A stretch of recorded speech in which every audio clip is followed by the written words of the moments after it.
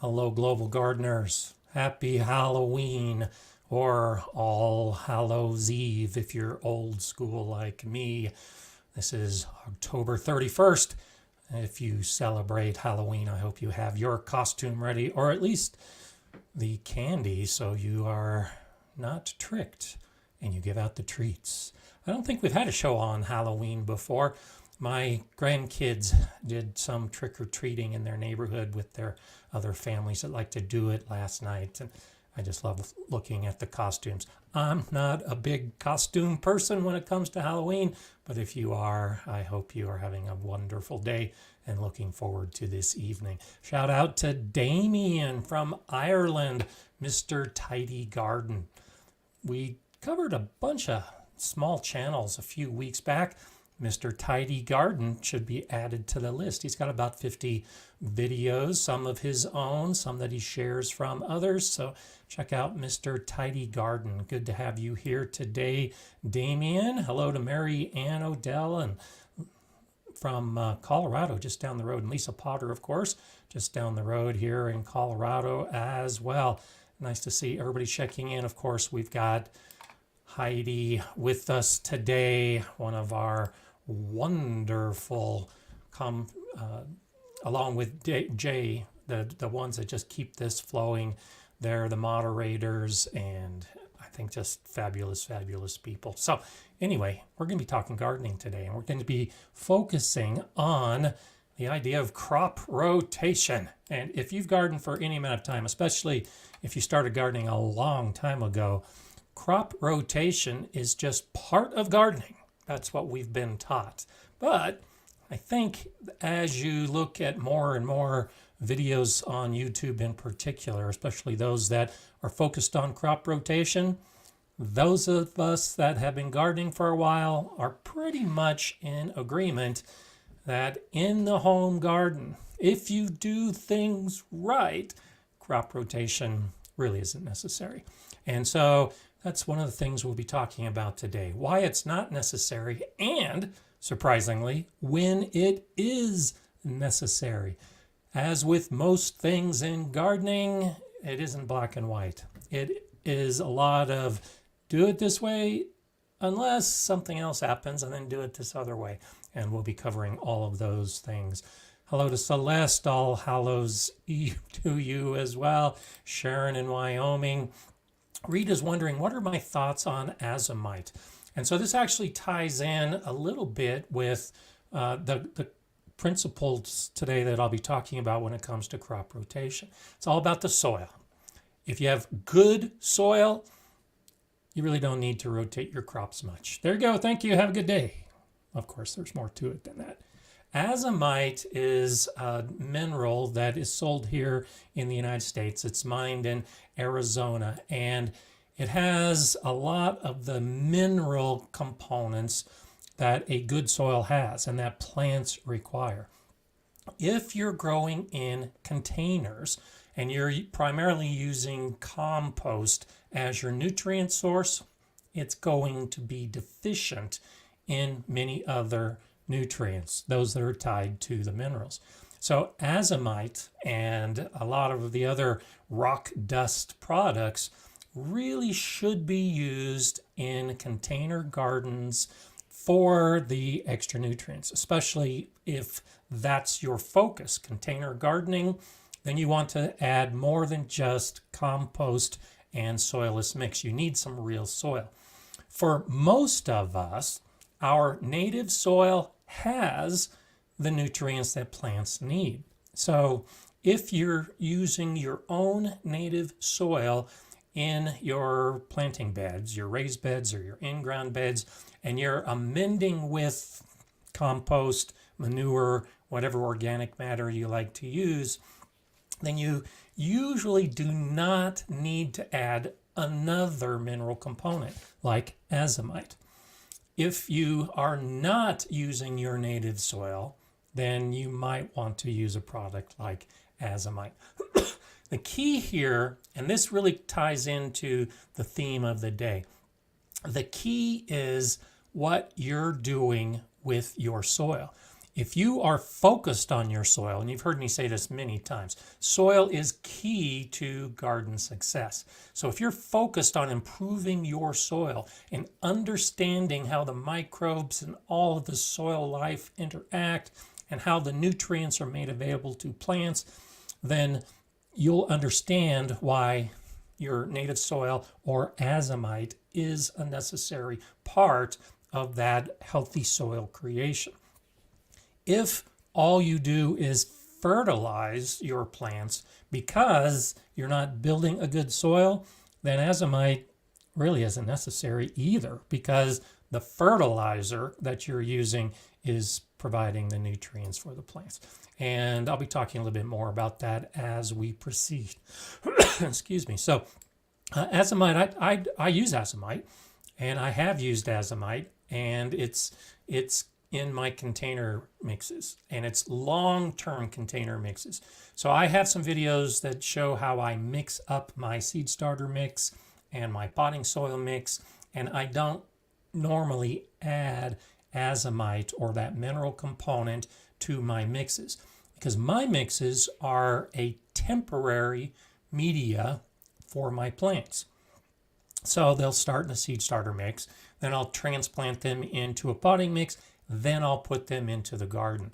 And so for those few weeks that the plants are growing in that soilless mix, they get everything they need with the addition of a balanced fertilizer or blood meal or bone meal, like I show in one of my videos.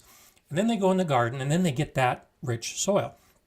But if you're growing in a container with a perennial plant that's going to be there for a long period of time, that's when you really need to be concerned about that mineral component that will either break down over time or add extra structure to the soil.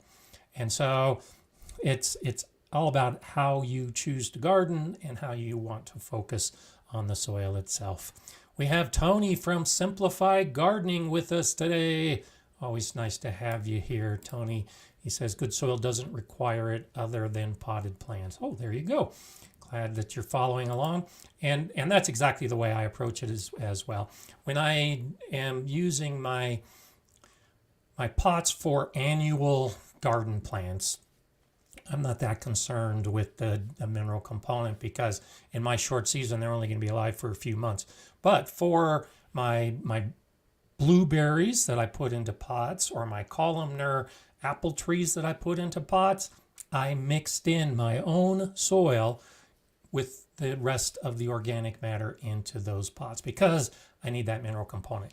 And the soil test that I had done, the laboratory analysis, shows that my soil is good enough to support the plants, as is most soil around the world. So there you have it. Nice to have you here today, Tony. Always nice to see you here. Gardens Happen says, also worth noting to not give them hamburger. You only want them eating bugs. Okay, I'm not exactly sure the context of that, but that hamburger in the garden is an interesting idea. Dirty Diana, good morning from Northern Colorado. Couldn't be better timing for this Q&A. I'm working on an assignment on soil organic matter and crop rotation currently. Thank you. Oh, my pleasure. And as I said at the beginning, I think I said it. If I didn't say it, I thought it. Tony and I actually did a video, it's been a couple years ago now, where we discussed crop rotation. And that's why I say most of the experienced gardeners that you'll see on YouTube making videos about this subject, we all know that the soil is really the critical component in developing good plants, and that the crop rotation isn't the solution to having bad soil. So take some notes, Diana, and follow along. And so where does this all come from? Why are we told that we need to rotate crops? Much of this is because of a lack of understanding about how soil works and how the microbes in the soil are what really make the nutrients available to plants. And so for decades, a century now, we've all been exposed to the idea that fertilizers will solve everything. But then, of course, we found out that they don't solve everything. So we look back to history and the farming that was done, particularly in the Western Hemisphere, in the United States specifically, with the idea being that we had all of these broad expanses of land and we would plant the same plant, a monoculture. And they would do great because we've got some good soil here in the United States. And then the second year, they'd do okay. And then the third year, they'd start to suffer. And by the time the fourth year comes around, the soil is played out. All of the nutrients have been stripped from that soil, and that's where the fertilizer comes in. And so that's why big agriculture relies so much on fertilizer, because the soil itself doesn't have the nutrients. And so when you translate that idea into small farms and then into gardening, the idea is that we rotate our crops because different plants will benefit the soil in different ways. Legumes are known as being nitrogen fixers. They'll actually take nitrogen from the air and put them in little nodules in their root. Well, it's actually not the plant doing that. It's bacteria in the soil that's working with those legumes to make that happen. That wasn't understood for a long time. People just knew that legumes planted in soil made the soil better. And so if you had a soil that was depleted and then planted legumes like peas or beans, then the following year, the plants that would go into the garden would do better. And so over time, these theories of crop rotation started developing within a home garden, that you rotate your crops so that the plants can benefit each other depending on what kind of plant there are. There is no single answer when it comes to how to rotate your crop, because when you delve into it, you'll find some great advice that says you should rotate your crops every year for 4 years. So you follow a basic cycle where you'll plant your root crops and you'll plant your grass crops and you'll plant your legumes and you plant your leafy vegetables, because the leafy vegetables require more of the nitrogen, so they should be the one that follows the legumes. And so it's a 4-year cycle. But then you do more research and you find out that there are others that advocate a 7-year cycle. So the same idea, all the plants are broken down into their respective families and their species, and you've developed this idea that the plants being rotated in the long run are benefiting the soil. And then, of course, there's an 11-year cycle of crop rotation that's supposed to be the best way to do it. Everyone thinks their way of crop rotating is the best. What's missing from all of these discussions on crop rotation is the soil. And this is where Tony and I come into complete agreement. Around the world, there are farming communities that have been growing the same plants in the same location for centuries. So they're not doing crop rotation because they understand the soil. Every year they're adding manure back to the soil, or they're turning in their plant waste into the soil so that the nutrients that those respective plants are using are replaced every year. That enables you to keep growing the same plant in the same bed year after year. What we as gardeners like to do as a preferred method is adding compost to our garden beds. It achieves the same thing. So the bottom line answer to what we'll be talking about today is, if you amend your soil, if you're focused on creating that healthy environment in the soil, then crop rotation usually isn't necessary, because by amending your soil, by adding that organic matter back into the soil, you're replacing any of the nutrients that the plants have sucked up as they're growing. And that's the basic idea, is that they're taking nutrients from the soil.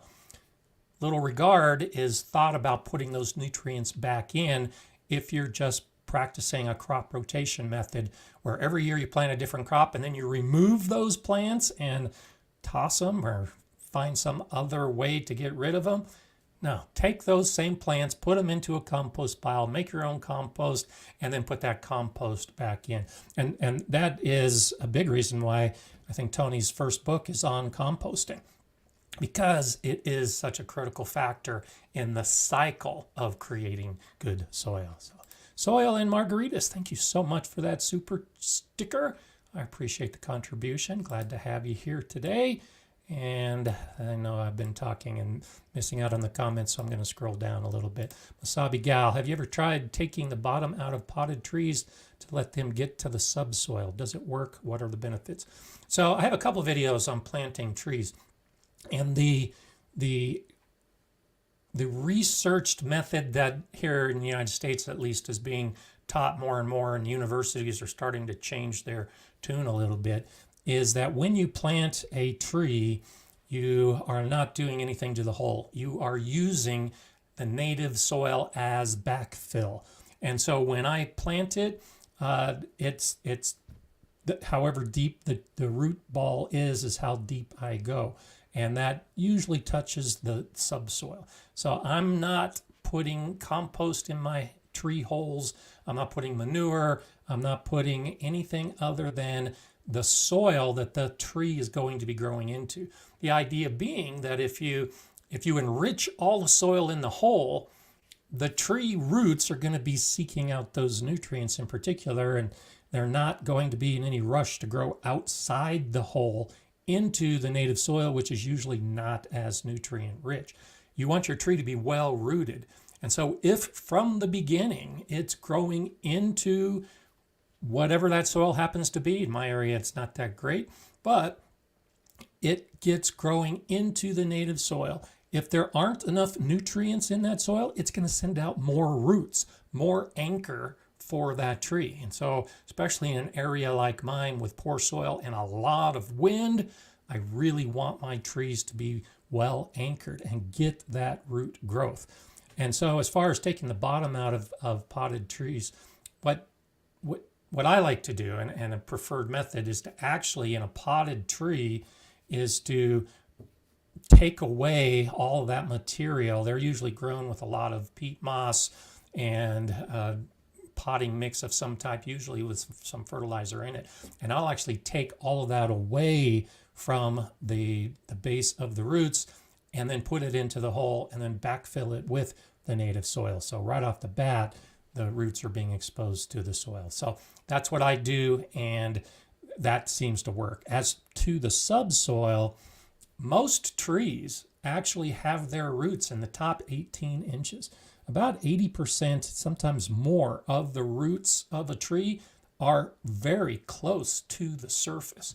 And there aren't a lot of trees. There are many, but from a percentage basis, we think of a tree sending down a big tap root that gets down into that subsoil. And most of the trees that we're growing don't have tap roots like that. So they may not be exposed to the deep subsoil, because for the most part, they're going to be growing real close to the surface. So, okay, let's see. Scrolling down again. Yeah, Tony says some chemical fertilizers designed to kill soil life and biota and replace them. And so that's a big reason, and I've talked about that in videos before as well, why I am not an advocate of fertilizers, because particularly the synthetic fertilizers do more harm to the soil life. And that's why the big agriculture has killed the soil by using fertilizers. The soil that they're growing their crops in is dead. And so they have to use fertilizers. If you get into that pattern in your home garden where you're using fertilizers, you are slowly killing your soil life. Even organic fertilizers can disrupt the natural cycles within the soil. But organic matter, be it compost, crushed leaves, dried grass, buried kitchen waste, whatever it happens to be, putting that back into the soil, you really don't need the fertilizers. And that's really the underlying idea behind the crop rotation, or in this case, not doing crop rotation. Good soil will give the plants all the nutrients they need. So you really don't have to rely on fertilizer. You don't have to worry about killing the soil life because you're building the soil life. And along the way, the plants are healthier. Healthy plants are more able to fight off pest and disease. And that means fewer things you have to worry about because you have these big, strong, healthy plants. So, well, there you go. Thanks, Jay. That's the link to the video that we did, garden crop rotation, why I don't do it. Now, that being said, there are a few times that I do it. I'll get to that in just a minute. Shandy's Garden. I'm going with a kiddie pool for part of my garlic and wanted to cover with mixed lettuce seeds for a while. Will turning that into the top when spent in spring help the garlic? I would not turn it in. Garlic is a relatively shallow rooted plant. And so growing the lettuce will be fine because it's got a short life cycle. It shouldn't interfere that much. I wouldn't turn it into the soil in spring because you could disrupt those shallow roots of the garlic. Instead, you can just cut it off and add it to your compost pile or cut whatever remnants you have and just let it drop. And this is one of those cases where for most lettuces, you can just cut it right at the surface and leave the root in the ground. Assuming that you were putting the lettuce seed in between the rows of the garlic, it shouldn't interfere as much. Garlic is one of those that I don't like to disrupt the soil, particularly in spring because that's when it's sprouting. And if you disrupt the garlic at that critical time, it will end up with a stunted plant, which will probably lead to smaller bulbs. So go for it as far as the lettuce seeds are concerned, but I wouldn't turn it in that particular situation. So, okay, let's see. I was going to be talking about the situations when you should rotate your crops. I'm scrolling down trying to get caught up a little bit here. So if you do everything well, and I don't want to say right because we all have different ways of doing things, and what's right for me may not be right for you, and vice versa. So if you do things with that mind of creating a good soil, your plants will be healthier. And I showed that in some of my videos this year. I had an amazingly beautiful garden, my vegetable garden. The plants did great, no fertilizer of any type. But this was the third year, and for most of my beds, the second year of building the soil. The plants that were in the beds that I first put in when I moved into this house with 3 years of good soil development just did fantastic. The beds that had 2 years of soil development did very well. The plants that were in the first year of soil development did okay. But in all cases, I wasn't using fertilizer. I was allowing the soil nutrients to benefit the plants.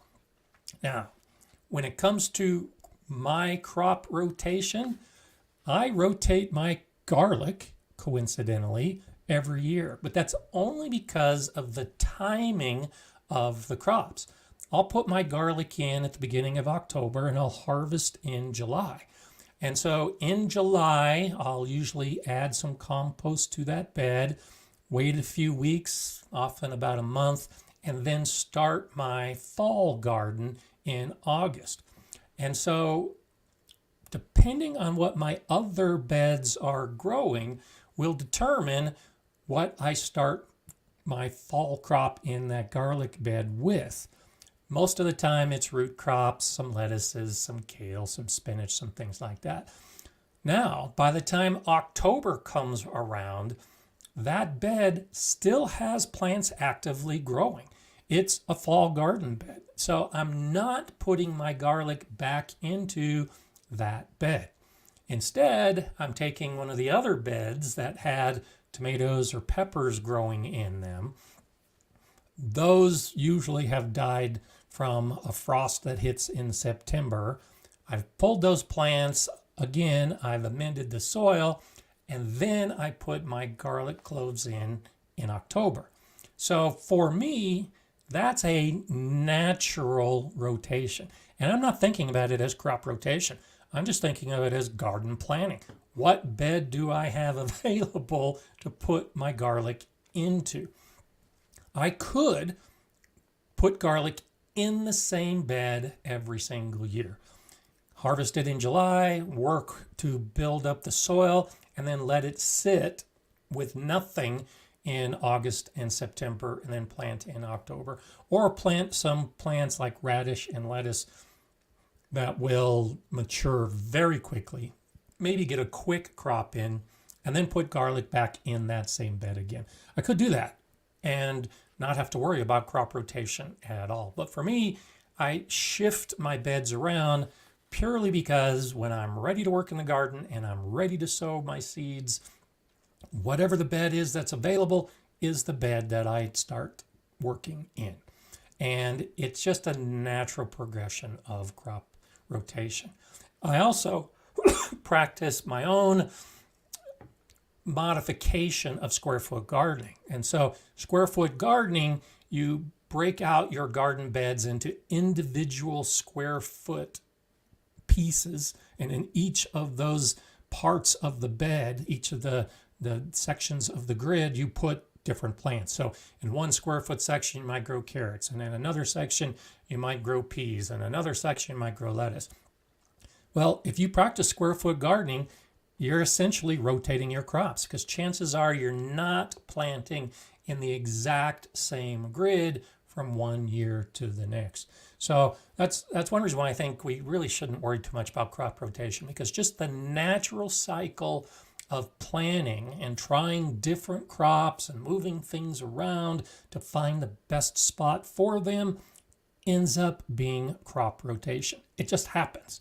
And as long as the soil is being amended and improved, it really doesn't matter what crop you're growing, because in the next year, all the plants are going to be doing great. So kind of think about that as you're looking at your own garden and you're thinking you have to rotate your crops because that's what you've been told to do. Well, just normal variation within our garden will take care of that crop rotation need, if you think there is that particular type of need. Carla says, I found bags of chicken manure on sale at the local hardware. Bought one with the idea of using the opportunity. That is a nice opportunity. I should actually check my feed store. I don't know if they sell chicken manure, but I like that idea. I usually wait until my neighbor or my daughter clean out their coops to get chicken manure. But that's one of those components. I mentioned manure earlier, where you have the societies around the world using manures of different type, and chicken manure is a great amendment, especially if you use it in fall. The problem with chicken manure is it's very high in ammonia. And while the ammonia as ammonium, which is a nitrogen piece that the soil needs, is great, it takes time for that transition to happen. And so chicken manure tends to be what we call hot, because it's got that really high ammonia component, and it can actually burn the roots and kill some of the soil life. It needs time to age and break down. Mixing soil manure, even fresh chicken manure, into your soil in fall is a great way to help, because it's going to be there for months before you put plants in spring. And by then it's broken down, the microbes are eating it and releasing all the nutrients from that chicken manure. And it really is a nice amendment if you can find it and use it. So, okay, let's see. Carlos says, Optimistic Gardener is up in Nova Scotia. He uses local materials like seaweed and favors a no-dig organic gardening. Great idea. Whatever you have around you is what I encourage that you use. I have the leaves that fall from the trees in autumn. I have grass that's cut from lawns, not my lawns, but my brother-in-law's lawn. I have my waste. I have my kitchen waste that I put into the compost pile. And so that's what I have readily available, and that's what I tend to use. If you have the seaweed is loaded with nutrients, and you can use that, definitely use that. Or if there's something else in your area that you have access to, especially if you can get it for free, those are the kind of things you should be putting into your soil. There's no reason that you need to spend a lot of money to amend your soil. Organic matter is pretty much consistent. whatever the source happens to be, as long as you're putting that organic matter back into the soil, you're improving your soil. Now, granted, the nutrients in seaweed are going to be different than the nutrients in Kentucky bluegrass, and they go into the soil. They're both going to benefit the soil, but they will provide different nutrients to the soil. That's why I like to mix it up. That's why I like to have the leaves, which add some minerals to the situation, and I like to have that grass, and I like to use the compost. When you throw in all of the different materials, you're really helping to cover all the bases and provide all the nutrients that the plants are going to need. And that's really a great way to look at it. Okay, let's see. Heather says, I'm switching over to metal raised beds in the spring as all my wooden beds finally rotted out. Can I grow garlic in 5-gallon buckets this winter, or will they freeze too hard? Yeah, you can. I'm not sure what zone you're in. I just did a video on this about a week ago where I, in 5B, Colorado, am growing garlic in they're actually 4-gallon containers, but they'll freeze, but that's okay. My temperatures get down to minus 15 degrees Fahrenheit. That's about minus 26 Celsius. And my raised beds freeze solid every year. And every year I grow garlic, and every year the garlic comes back, and every year the garlic does great. This year I had a great garlic harvest. So don't worry too much about the soil freezing, because that's a natural part of the way the garlic grows. And if you think about it, frozen soil is just below 32 degrees Fahrenheit or 0 degrees Celsius. And so it actually helps insulate those cloves at 32 degrees or 0 degrees.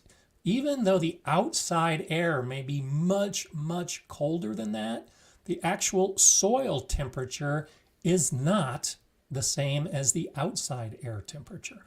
And so if you're in zone 3, 4, 5, 6, 7, where we're all getting those freezing temperatures, and your soil may freeze down to whatever the depth happens to be. In my area, the official frost depth, I think, is 32 inches. So in this region of Colorado, the soil freezes down to a depth of 32 inches every winter.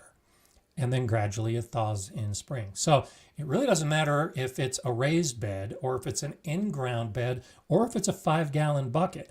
That soil is going to be freezing in winter. And can you grow garlic in a bucket? Absolutely, absolutely. So check out that video that I did just a week or so ago, and you'll see how I'm doing it. And I'm not worried at all about it freezing, because it freezes every year. And the key is the selection of the garlic varieties. Hard neck garlic varieties, the Russian varieties, the Carpathian reds, those kind of varieties can handle the cold better than a lot of the soft neck varieties like the California white. But there are soft neck varieties you can grow in very frozen areas.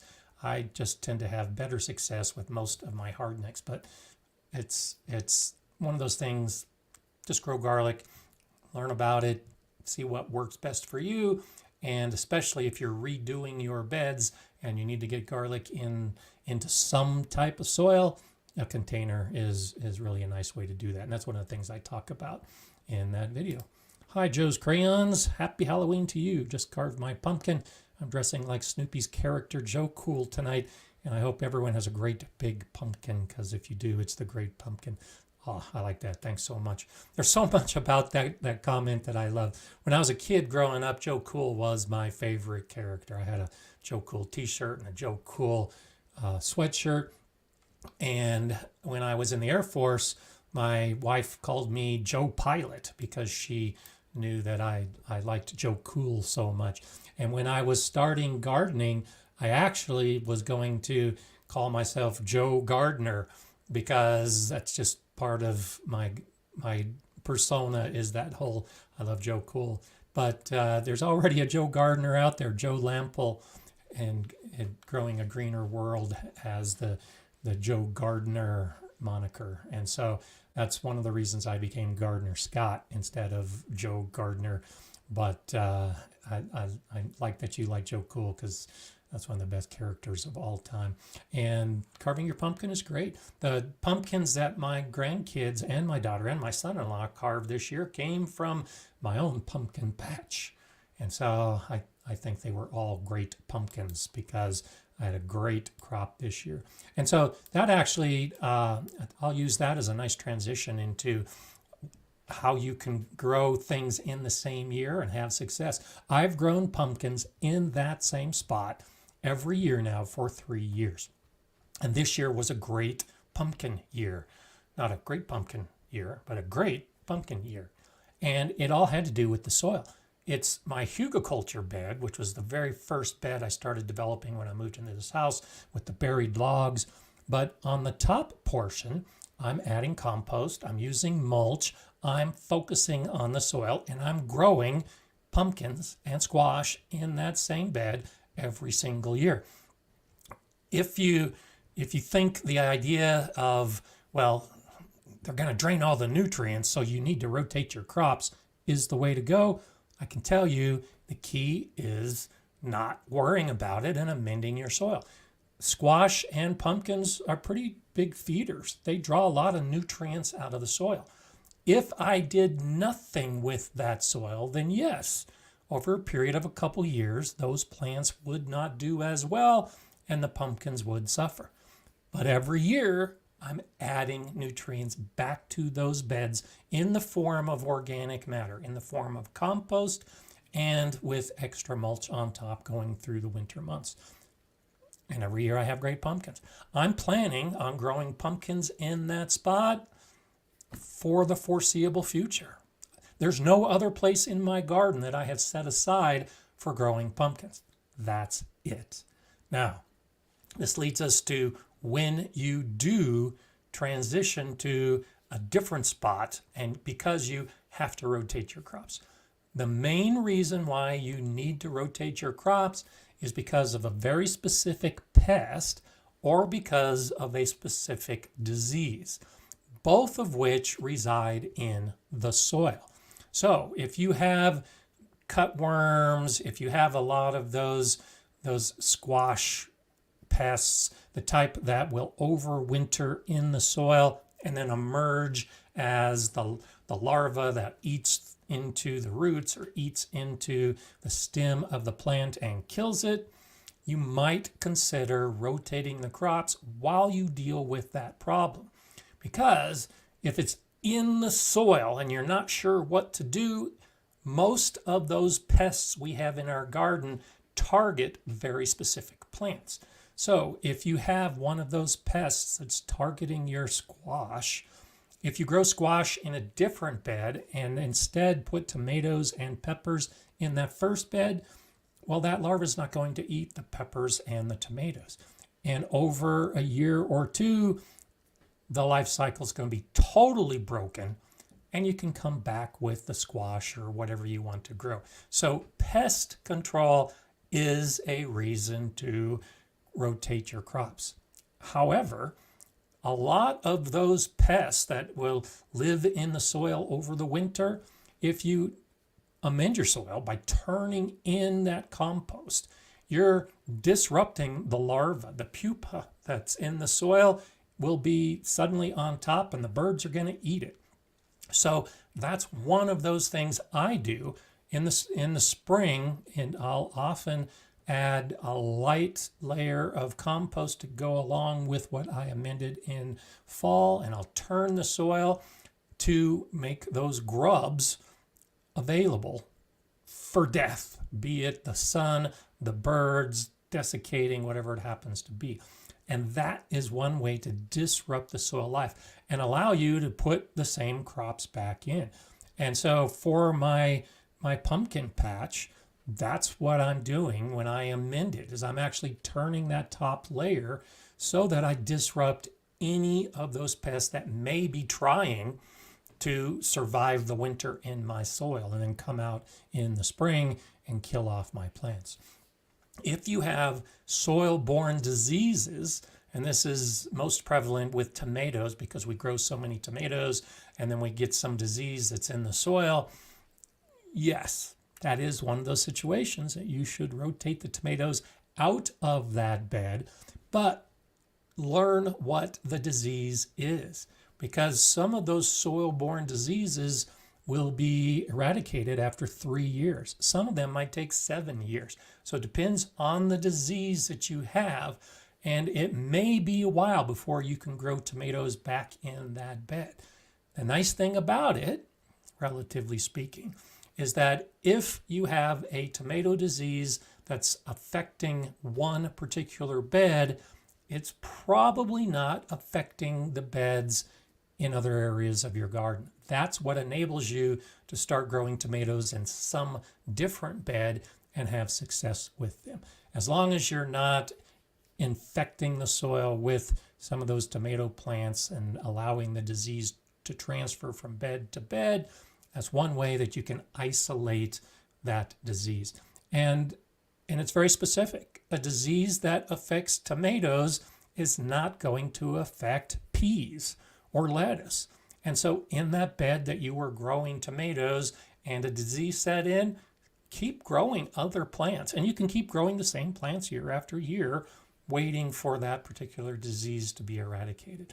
But other than that, other than disease and pests, there really isn't much reason to rotate as far as having a schedule and following the 4-year or the 5-year, the 7-year or the 11-year cycle, depending on what you've read about or you've watched a video about. Instead, I just focus on trying to find the best spot for my plants. My shed casts shade on the side of my garden that's on the west side, closer to the mountains. And so those beds get an hour, sometimes 2 hours less sunlight than the other beds.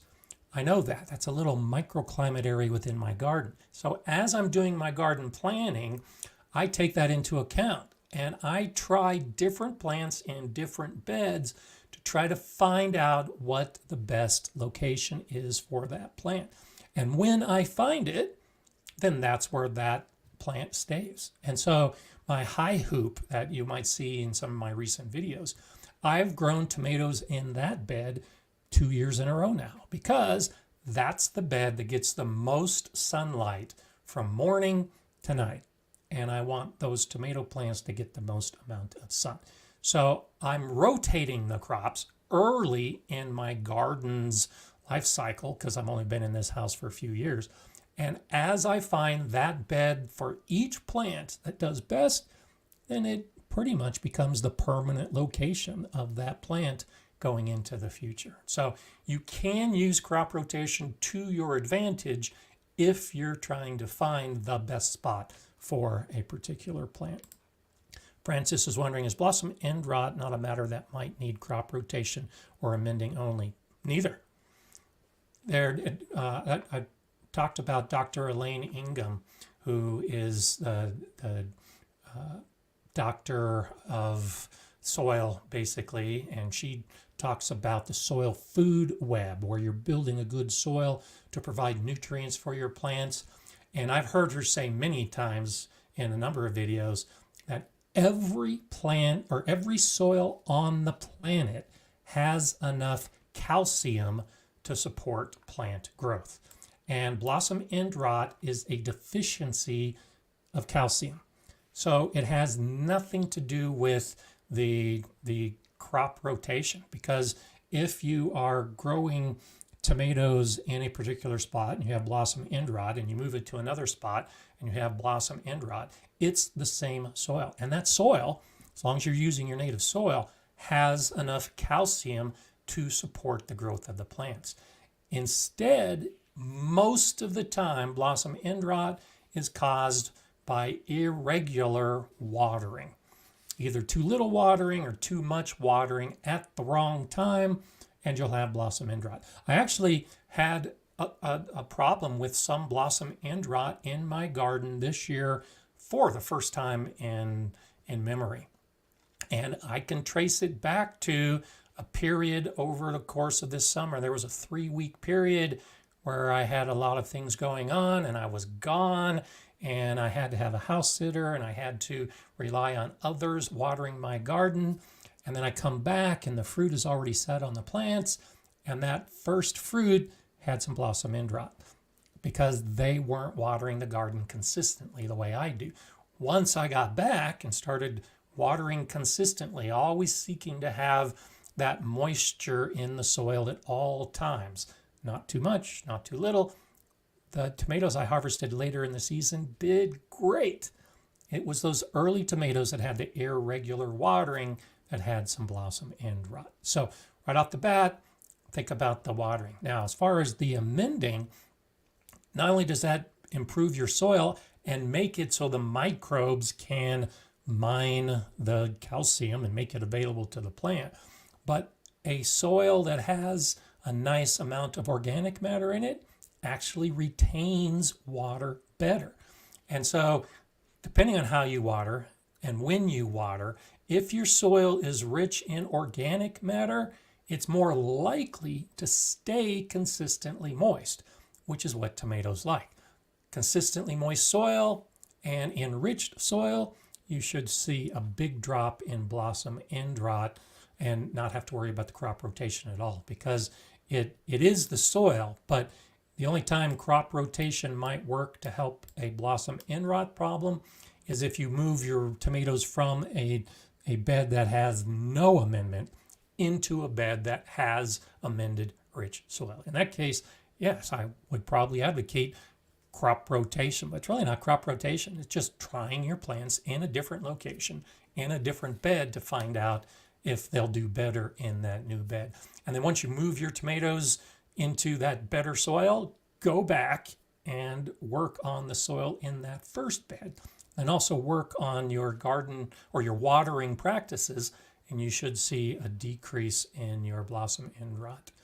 So, okay, let's see. Tony says fine feeder roots die off and therefore it cannot absorb the nutrients.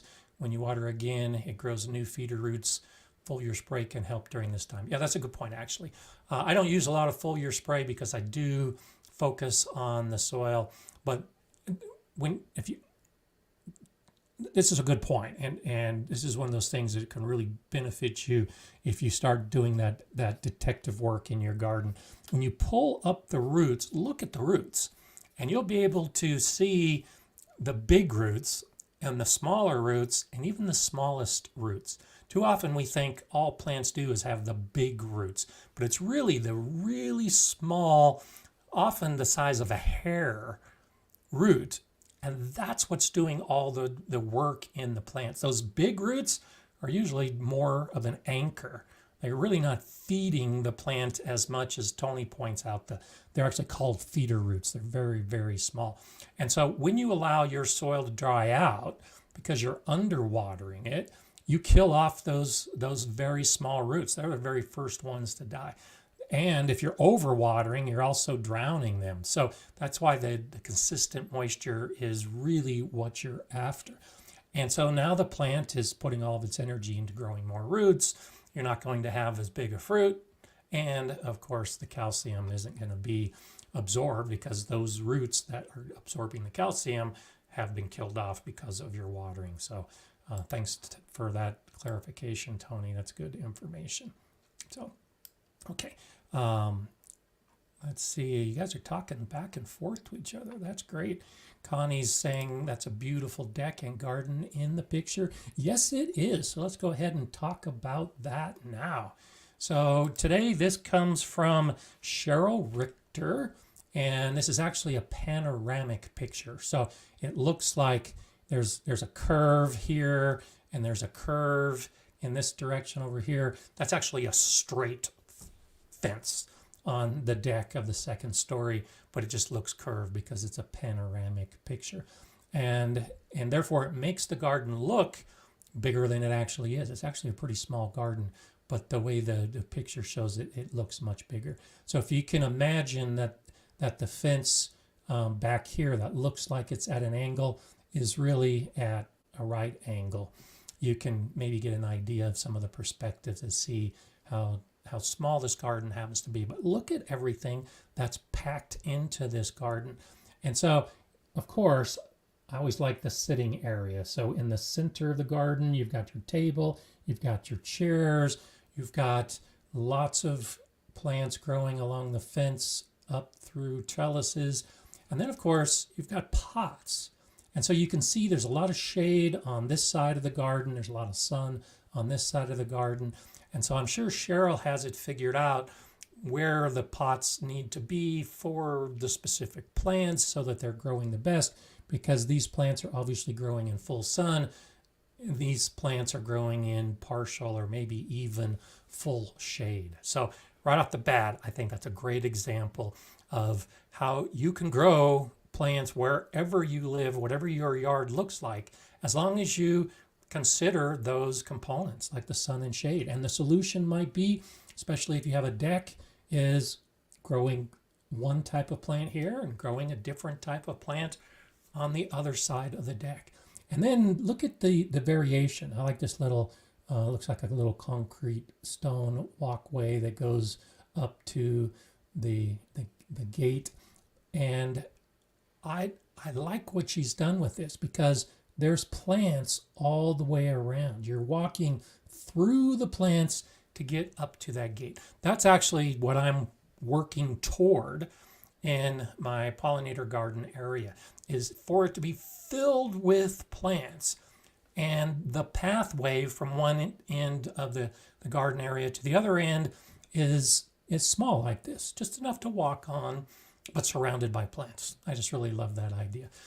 You can see back here along the fence, looks like there's a stone border, and then more plants that have the need for shade at some point. And I actually don't have much shade in my garden, and I'm working on trying to create shady areas so that I can grow plants that like shade. Right now, the only plants I can grow are the plants that love sun. So this looks like it's one of those gardens that really required a lot of thought, because when you have a garden that's half sun and half shade, you really do need to understand the plants so that you put the right plant in the right location. If you try to grow a plant that requires a lot of sun and put it in the shade, it's not going to grow well. If you take a plant that needs a lot of shade and you put it in the sun, it's not going to grow well either. So finding that balance is critical, and I think Cheryl has found that balance. Now you can actually, we've covered some small channels in the past, like I was talking about earlier, and Cheryl actually has her own garden, and she and her dog in particular, it's the Lady's Garden and Home, and Lady is her dog. So you can check out the Lady's Garden and Home, and I think I put a link in the description so you can check it out. And she also is a small channel doing some videos on tours of her garden, and also some things like preservation and how to plant with different plants. So thank you, Cheryl, for sharing this. And yes, I agree, it is a beautiful garden. And you can see some of the flowers that are growing up here, some of the flowers in pots, all other flowers that are around. I always love seeing the flowers interspersed with the garden. Her most recent videos, she's in Zone 7, talks about the frost hasn't come yet, and she's enjoying the longer season than she normally gets. So that's a channel you can check out, and you can actually see her as she walks through the garden. So thank you for sharing that today, and I always appreciate, feel free to share your garden pictures with me. Send them to gardenerscott@gardenerscott.com, and I'll add them to the queue, and hopefully you'll find a time that you can have your garden as a backdrop as well, especially as we move into the changing season. For those of you in Australia and South Africa and New Zealand and Chile, send me pictures of your gardens here in spring as you're starting to develop them. And for those of us on the Northern Hemisphere, send me pictures of your garden as you're cleaning up or as you're going into winter. I don't think gardens always have to be like this, beautiful and green. I think part of the natural cycle of a garden is enjoying it when things aren't green. So whatever picture you have, please share it and we'll add it to the queue. Jay Dixon says, in the past, I mentioned a local garden club and doing presentations and created and managed a Galileo garden in that region. So thank you for sharing that, Jay. Yeah, here in Colorado Springs for about 5 years, I was at the Galileo School of Math and Science and created the Galileo garden, and then retired from that to start my own gardens and develop them more at home and build them. And I do have presentations at different groups around town. This year I gave a class for the local library, and I've given a class for the garden club, and I've actually traveled up to Denver to give a couple presentations. So you never know. If you're in the Front Range area of Colorado, you may actually have an opportunity to see one of my classes. I know there were a bunch of you that were at that class I did at the library, so that's always fun. Thank you for sharing that information, Jay. Always nice. Francis says, Donnie in Wales has a channel called The Grapevine Garden. Just delightful. Thank you. I'll have to check that out as well. Always looking for the nice channels out there that have information that we can all enjoy. Urban Chicken Mama needs to trim a peach and nectarine tree. When are they dormant enough to do this? Fall. I wouldn't do it in the fall. Trees are deceiving in that in the fall, they actually put on a substantial amount of growth. It's just that the growth is happening underground. And so you really don't want to stress the tree by pruning off any branches. You want the tree to stay nice and alive and happy and unstressed while it is growing roots until the ground freezes. And so that's true of peach and nectarine trees. They might lose their leaves, but they're still alive and actively growing. And so dormancy doesn't appear until the winter comes and the really cold temperatures hit. And that's usually in the winter or late winter that we should think of them as being fully dormant. And so late winter, I think, is a better time to prune most trees, particularly fruit trees, because they're definitely dormant. The leaves are off, so you can see the structure of the tree and determine what you need to prune off. And late winter is like just before spring, so the days are warm enough to get outside and actually do some gardening work. Middle of winter, I don't want to be outside during the middle of my winter doing much work at all. So when we talk about late winter, what that really means is it's still cold, the tree is still dormant, but it's warm enough that you can get outside and do some of the work. So you may want to do it this fall, but I wouldn't recommend that you do it in the fall, because when you prune a tree, you need to allow for the tree to heal. And it's another reason to cut it in late winter, because you'll make that pruning cut, and then as soon as the tree wakes up, it's going to start healing that cut.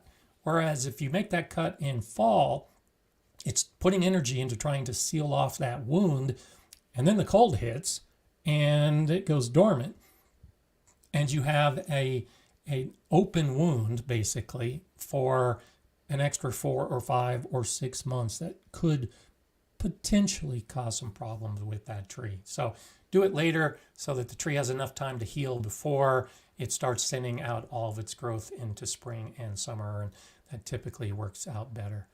Pulaski Janice, I planted my garlic in grow bags. Would I be better off leaving them in a sunny location or moving them to a more sheltered spot in Zone 6A?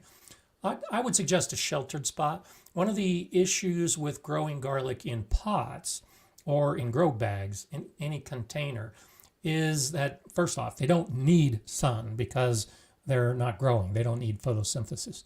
But this is more prevalent in spring, but it can happen in fall. You get a freeze cycle or a freeze-thaw cycle going. So you have warm days and you have cold nights. So on the cold nights, the soil starts to freeze. And then if it's in the sun on those hot days, the soil begins to thaw. And so what happens as it thaws in the day and then freezes again at night is it can actually push the cloves out of the ground. That loosening and tightening of the soil is enough to actually move the cloves. And so mulching helps moderate the soil temperature to lessen that possibility. But if you move it into a sheltered area, you're virtually eliminating that possibility of that freeze-thaw cycle when it's got full sun during the day and then full cold at night. So in 6A, I would say move them to a sheltered area. And then in spring, when the temperatures are starting to increase again, then you can move them into a full sun situation. And especially if you're using mulch, it's less likely to have that freeze-thaw cycle if you time it right. Phoenix Sullivan, a long-time lurker in Oklahoma. I'm filling a bed with leaves, wood chips, garden soil, and manure from your on-site ponies. Good. Can I plant spring bulbs in it as the new material cold compost over the winter? Yes. So this is one of those things. I do a lot of this, and this is what I did with my garlic as well. Is I'll amend the soil, and garlic is basically just a spring bulb. You plant it in the fall, and it comes up in the spring, allowing that organic matter that I've put into my beds with my garlic cloves will be breaking down over the course of the fall and the winter and the spring. And so I do this. Now, if you think about how the plants are growing or how these bulbs are growing, in fall, they're beginning to grow roots. And so I think common understanding, and part of it is misunderstanding, is that you need to have all those nutrients available for the roots as soon as those bulbs start growing. And yes, there's some truth to that. But most of the energy that the plant is using to grow those roots is coming from the bulb. And the nutrients that those roots are absorbing from the soil are really to support the plant. And so if you put a bulb in fall, it's going to grow roots until the soil freezes. This happens with garlic. And so if your timing is right, you're not getting any plant growth in those garlic cloves. You put the clove in, it starts setting some of those roots, and then it gets cold and it goes dormant. And then in the spring, the clove starts growing. It sends up that first sprout. The sprout starts the photosynthesis process.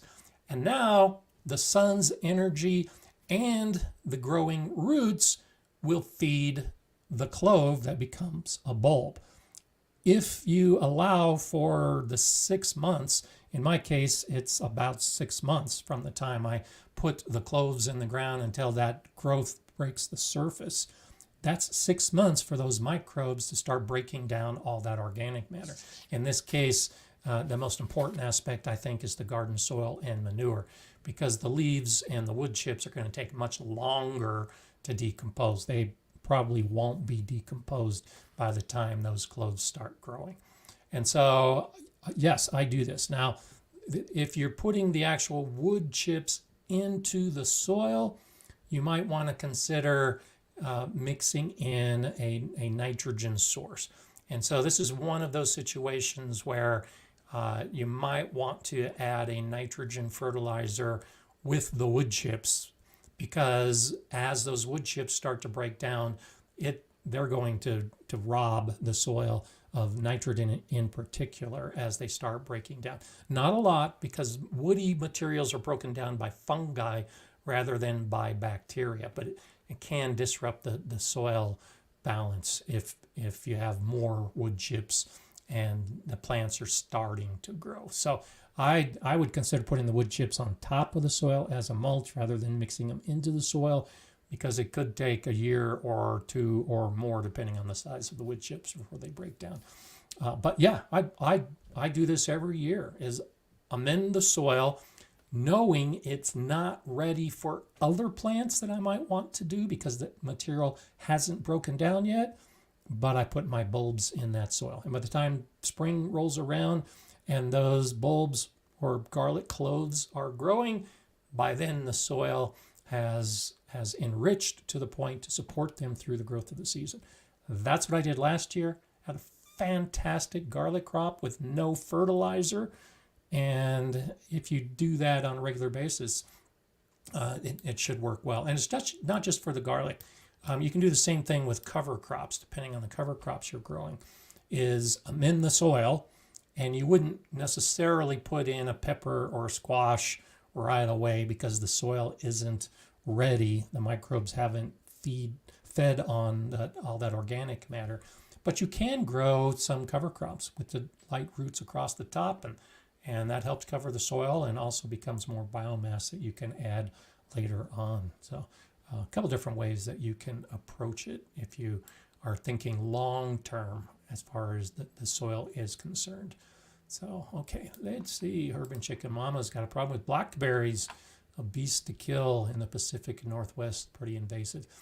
Yeah, I spent many summers in an area of California that had blackberries.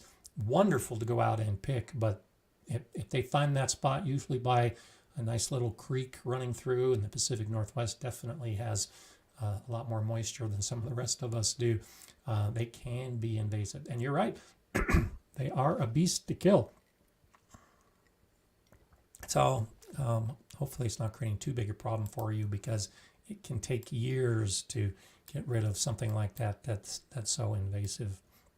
So so if you're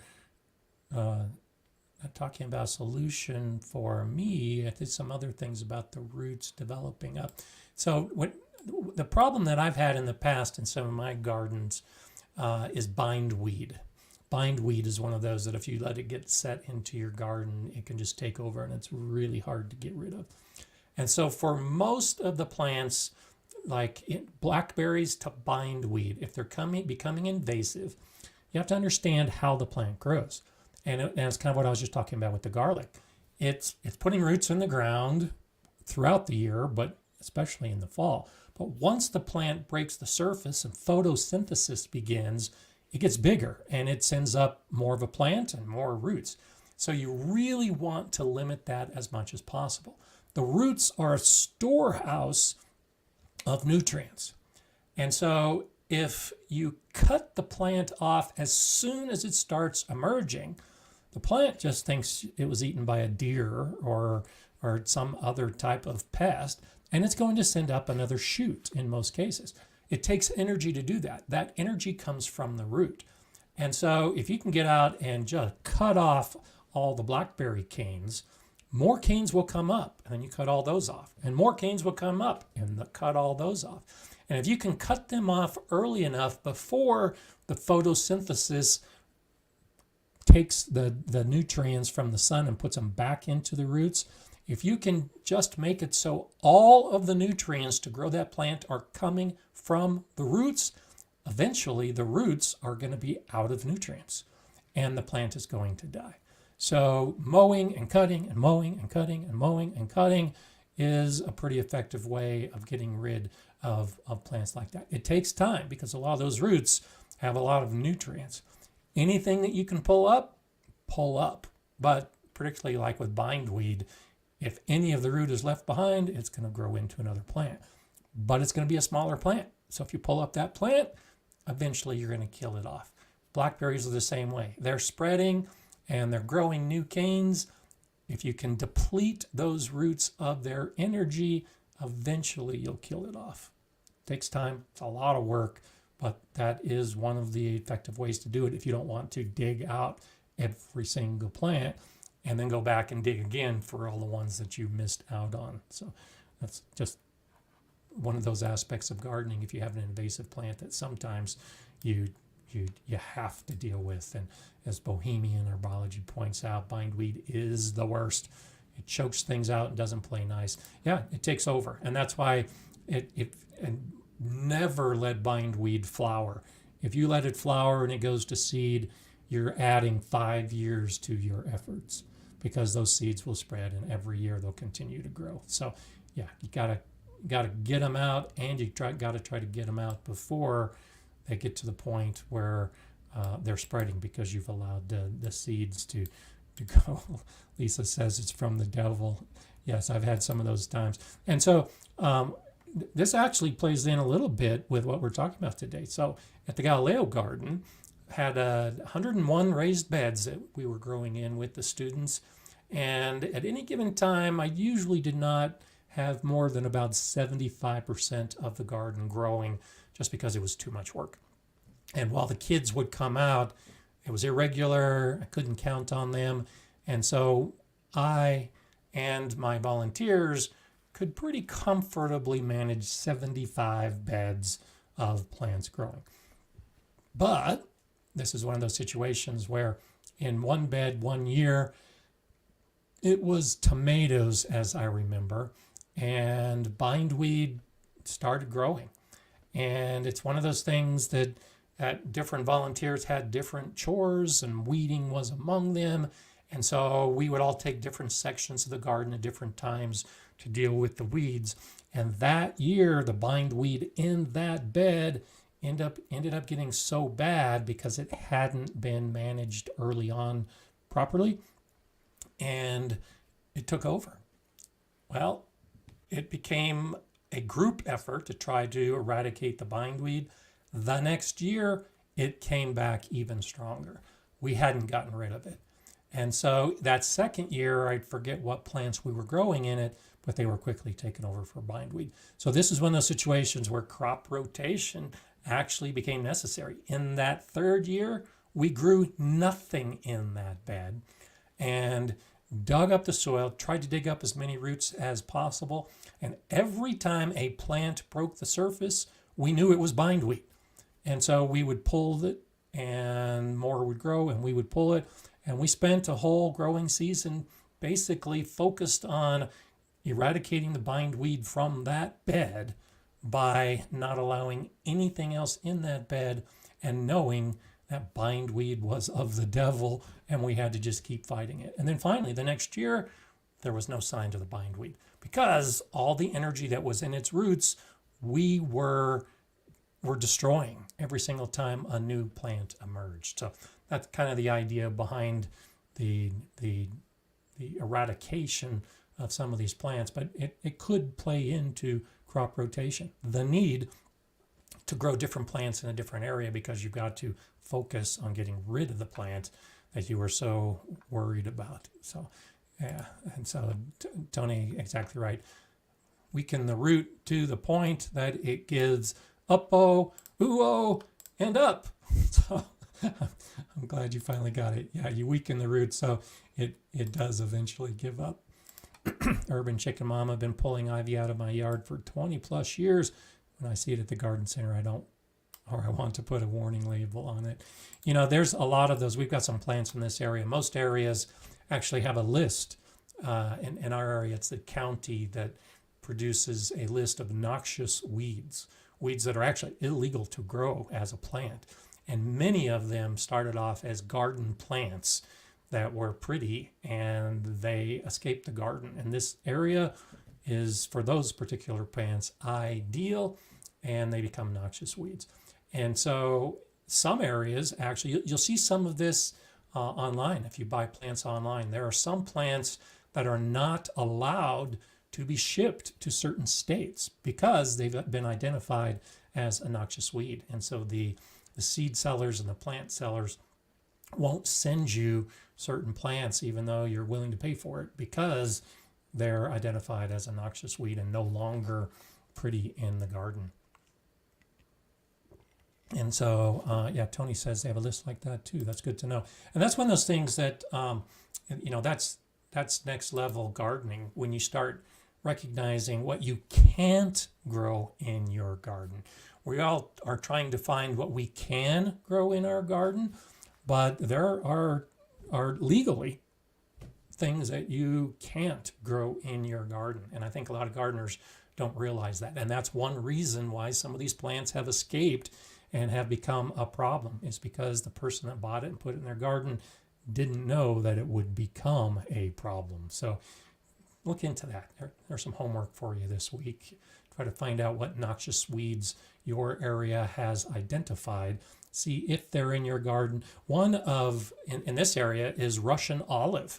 It's a small tree and it can just take over. And in my last house, I was talking to my neighbor shortly after I moved in, and he had a Russian olive tree in his front yard. And I pointed it out. I said, this is Russian olive. I don't know if you know this, but it's actually against the law to be growing it. And he knew that.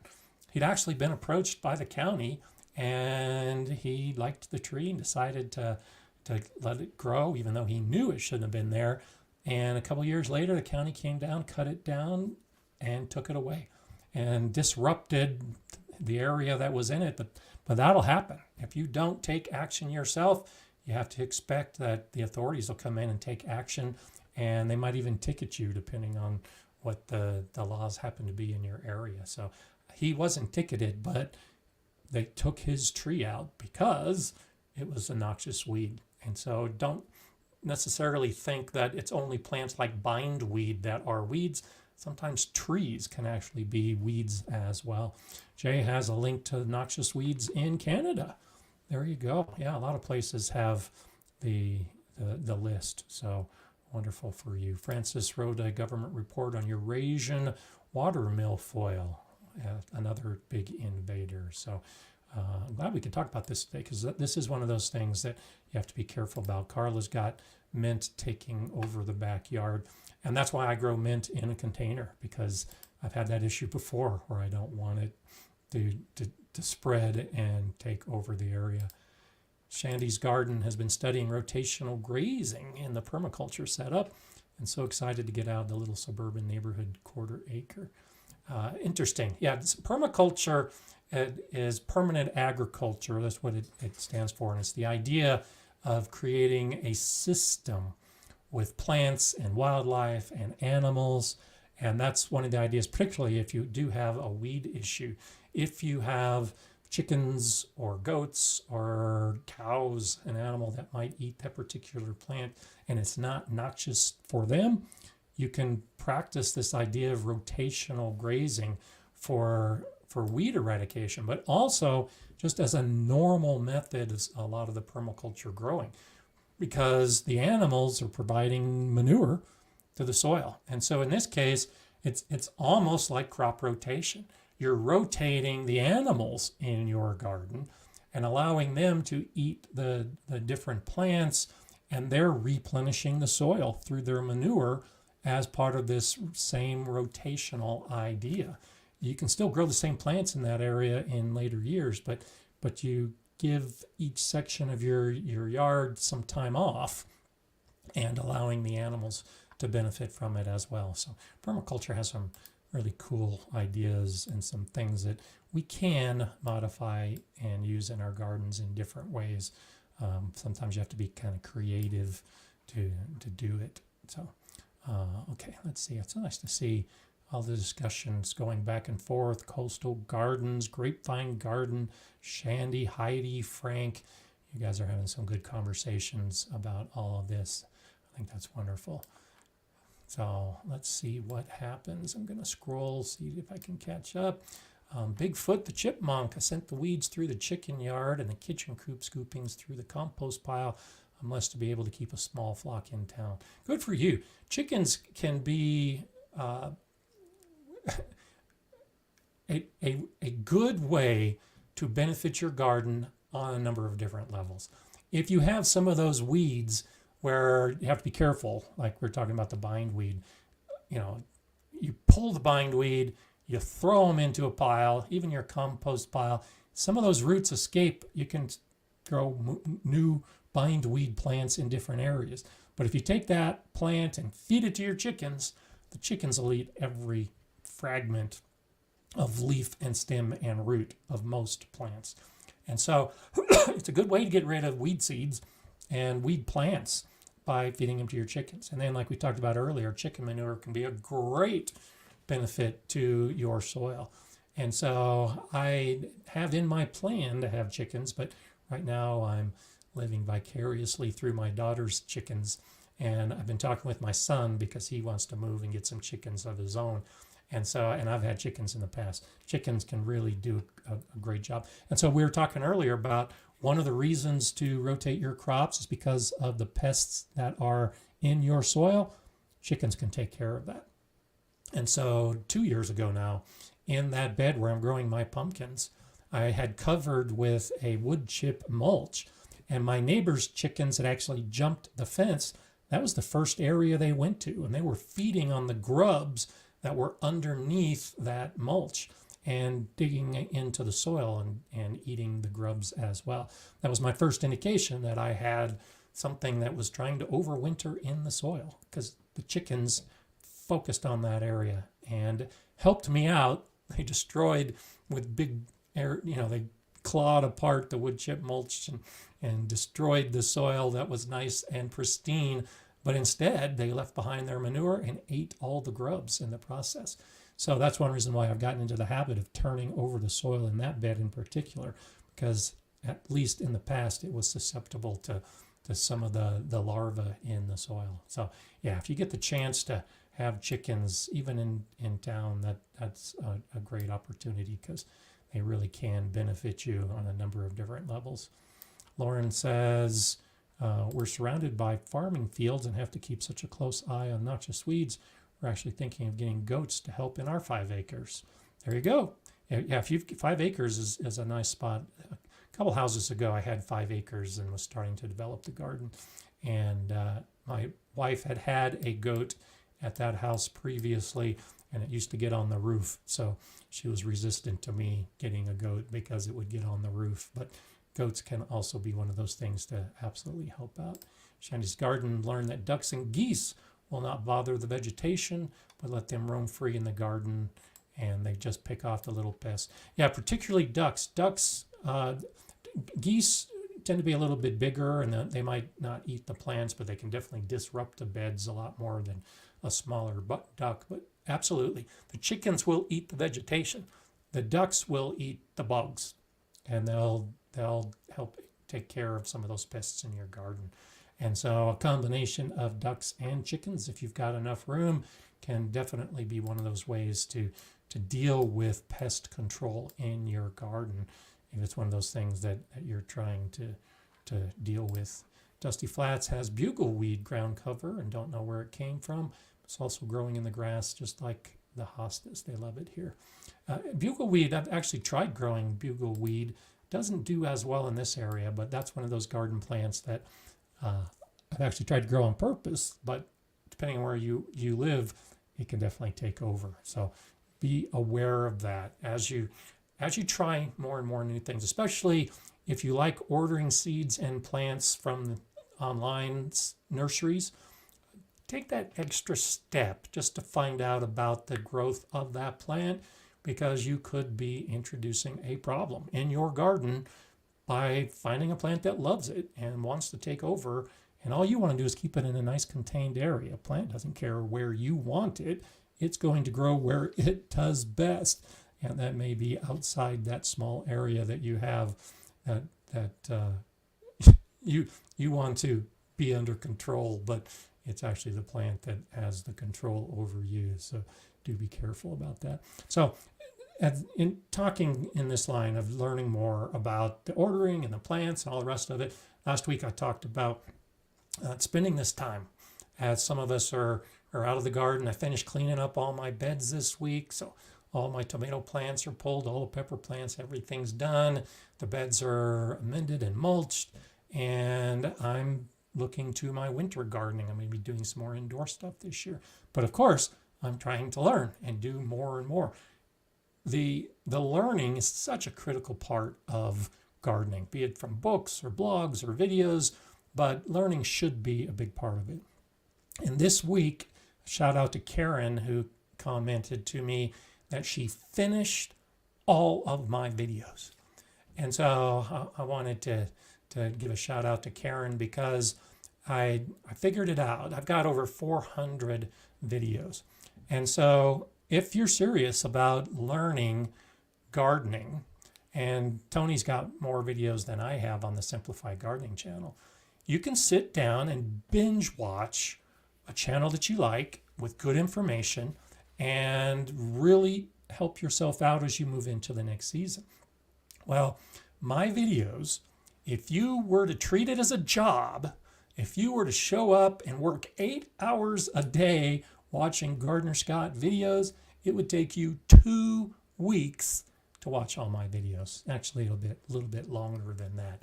If you were to sit and watch all these live streams that we've been doing for a couple years now, it would take you 5 weeks of watching videos 8 hours a day to get caught up with these live stream videos. And that holds true with all the big channels that have hundreds and hundreds of videos. So I think it helps to find a channel that you like and that you can get good information from. But it just goes to show that there's a ton of information out there. You could spend 7 weeks plus every day for 8 hours just watching my videos. And I would hazard to guess the same on Tony's channel. 2 months of watching videos all day long, every single day. So instead, and this is kind of the approach I take, especially with the channels I like to watch, and a lot of the newer channels, these small channels that I've been highlighting in recent weeks, is every day.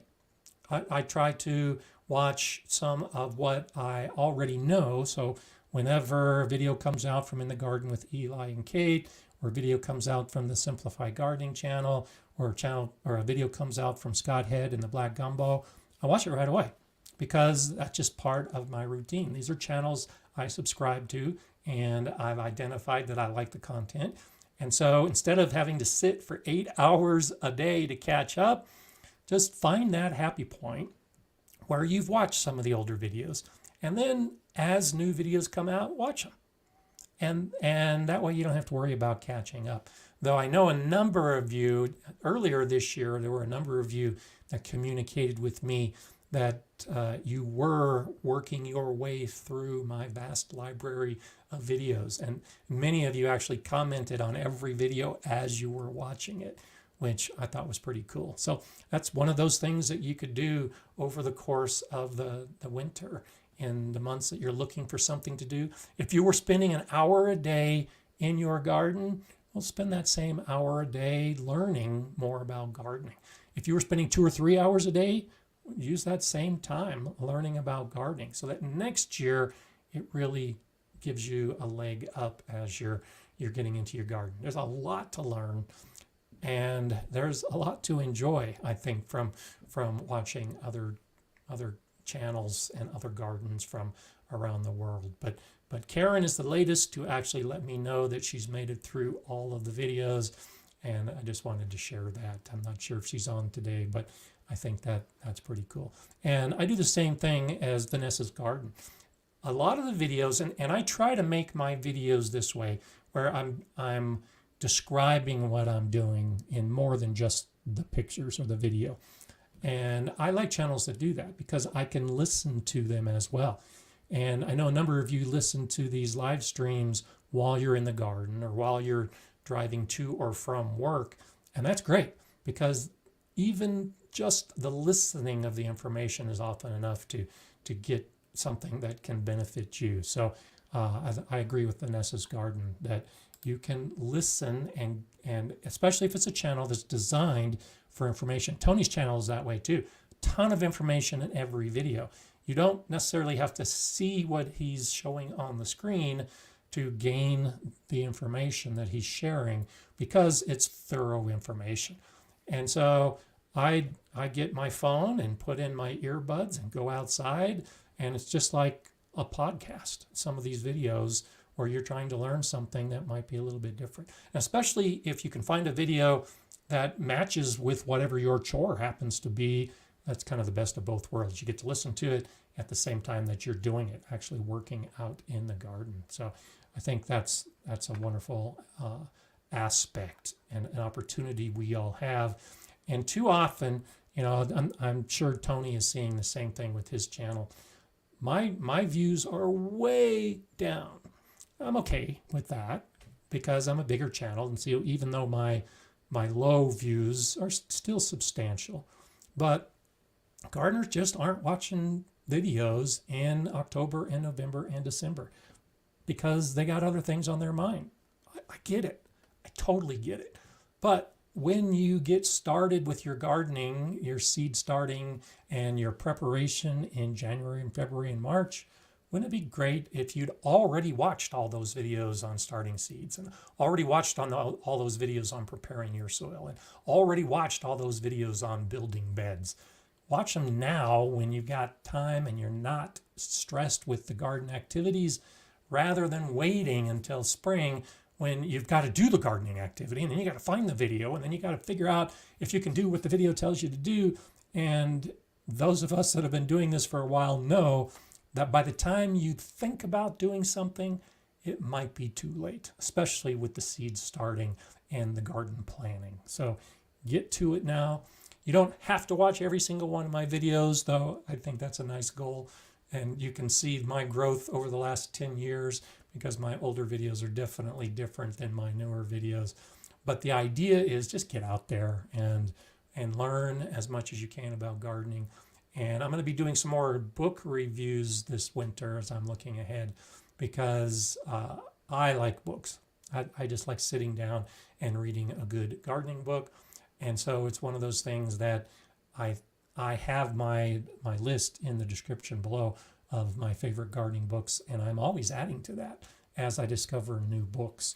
And so if you're a book person, find some of those good garden books, and it might be an opportunity to learn more. This week on our Facebook group, there are a number of people talking about the Teaming with Microbes book, which is a fantastic book that really helps explain a lot about the soil, which is why I can talk about not rotating the crops, because I've learned about soil from places like the Teaming with Microbes book. And so the more you learn, the more you know, of course, and the easier it all becomes. I mentioned last week, and I kind of misstated it a little bit, next week we actually are going to be on a different time. Our daylight savings time ends, and I understand many of you in the UK have already turned your clocks back. Well, we turn our clocks back as well. So the normal time, if you are in one of those modes where you turn your clock back, it's going to be the same time, this live stream next week. But if you live in an area where you don't turn your clocks back, then the live stream is actually going to begin 1 hour later because I've turned my clock back. So for me, it's going to be a different time than it is for you. So take that into consideration. If you have turned your clocks back, or if you're turning your clocks back this upcoming weekend, I'll be back next Monday at the normal time. Everything will be the same. But if you don't turn your clocks back, it's going to be an hour later for you to catch up. So if you come here looking for the live stream and I'm not here, that's the reason why, because our clocks are going to be different. So regardless, hopefully you'll find us here next Monday. We can talk more about gardening, share all our advice and stories and questions and answers, and just take this opportunity to start off the week in a nice gardening kind of way. So I'll see you then. Hopefully the clocks won't be too confusing for most of us. I'm trying to get ready. Mala's already confused because I'm trying to stay up later and sleep in, and that doesn't match her clock. So wish me luck next week. Hopefully I won't be too tired as a result of it, because Mala's internal clock is going to be different. Thanks so much for joining us and spending the time together in this wonderful gardening community. I'm Gardener Scott. Enjoy gardening.